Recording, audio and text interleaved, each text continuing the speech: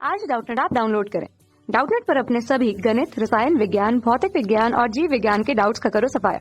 बस प्रश्न की फोटो खींचो, एक ही प्रश्न को क्रॉप करो और तुरंत वीडियो सोल्यूशन पाओ।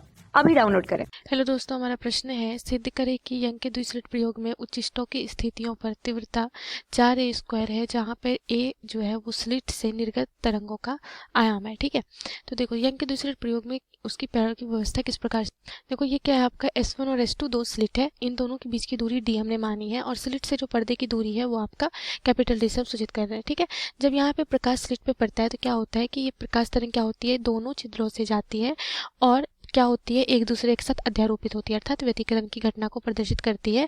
और इससे मान लो यहाँ पे आपको दीप्त फ्रिंज P मिल रहा है। ठीक है, जैसे आप लोग क्या यहाँ पे बोला जा रहा है, उच्चिष्ट। ठीक है, उच्चिष्ट मतलब क्या हो गया, दीप्त फ्रिंज। इसी प्रकार यहाँ पे अध्यारोपित होकर के पर्दे के केंद्र पे भी हमें क्या मिलता है, दीप्त फ्रिंज ही हमें प्राप्त होता है। ठीक है, फिर क्रमिक रूप से हमें दीप्त और अदीप्त फ्रिंजें हमें मिलती हैं। ठीक है, तो दीप्त फ्रिंजें हमें कब मिलेंगी, मान लो कि ये दो प्रकाश तरंग है। जैसे अब इस प्रकार समझते हैं, मान लो एक प्रकाश तरंग ये है, ठीक है, जिसका आयाम क्या है a। ठीक है, दूसरी प्रकाश तरंग है ये आपका, इसका भी तरंग क्या है a, क्योंकि जो आपका व्यतिकरण करने के लिए दो स्रोतों की जो तरंग आ रही है वो क्या होना चाहिए, आपका एक वर्णीय होना चाहिए और कला संबंध होना चाहिए। ठीक है, जिसके लिए आवृत्ति और आयाम क्या होना चाहिए, बराबर होना चाहिए।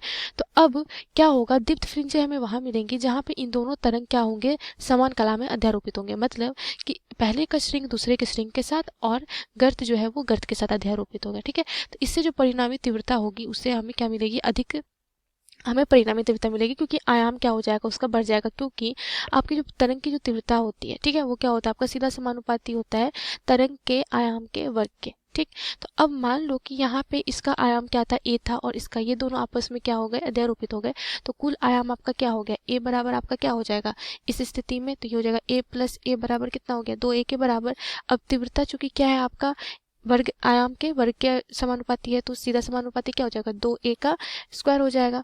ठीक है, तो यहाँ पे आपका I क्या हो जाएगा, 4a² के बराबर। और अगर यहाँ पे कोई आप समानुपाती हटा के कोई नियतांक मान लो k आप रख रहे हो, तो k इंटू 4a² हो जाएगा, जहाँ पर k का मान हम क्या ले रहे हैं, 1 ले रहे हैं। ठीक है, तो यहाँ से आपका I बराबर क्या आ गया, 4a² k। तो यहाँ पे ये आपका सिद्ध हो रहा है, कितना हो रहा है, 4a² के बराबर। कक्षा 6वीं से 12वीं से लेकर नीट, IIT, JEE वो एडवांस के लेवल तक 1 करोड़ से ज्यादा छात्रों का भरोसा। आज ही डाउनलोड करें डाउटनेट ऐप या व्हाट्सएप करें अपने सारे डाउट्स 8400 400 400 पर।